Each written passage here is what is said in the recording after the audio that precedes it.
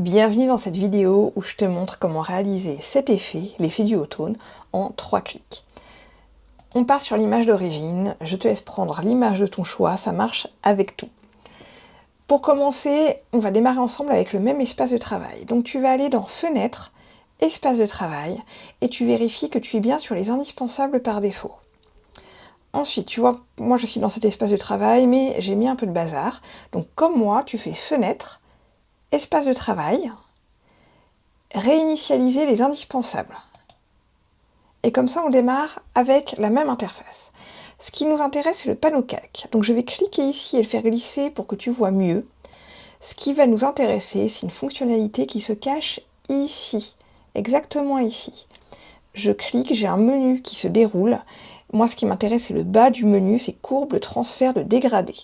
C'est cet outil qui va me permettre d'avoir l'effet que je vais te montrer.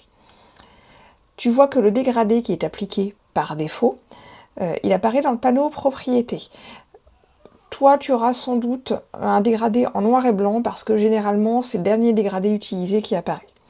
Donc maintenant, il nous reste à changer les couleurs. Donc on va cliquer sur cette barre pour avoir l'éditeur de dégradé qui apparaît. Et pour changer les couleurs, on va cliquer sur les curseurs qui sont à gauche et à droite. À gauche, c'est le plus foncé, à droite, c'est le plus clair. Quand je clique sur ce curseur ici, comme je viens de le faire, j'ai la couleur qui apparaît que je peux changer. Et quand je reclique dessus, j'ai sélecteur de couleurs.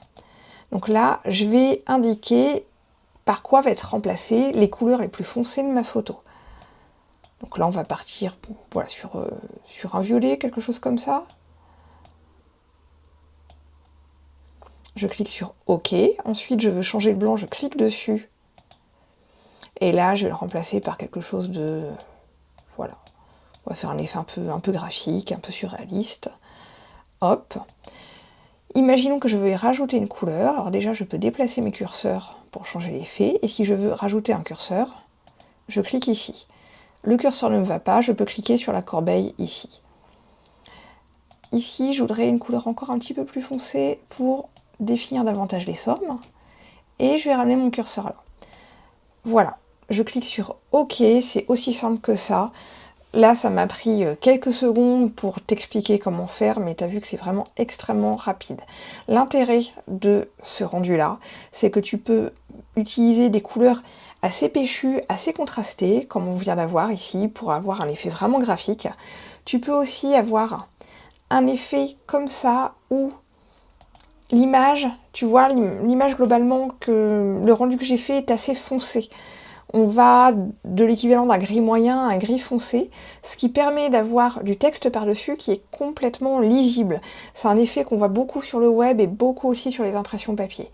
Et inversement, on peut avoir une image avec un rendu très clair pour avoir du texte par-dessus qui sont encore une fois très lisibles.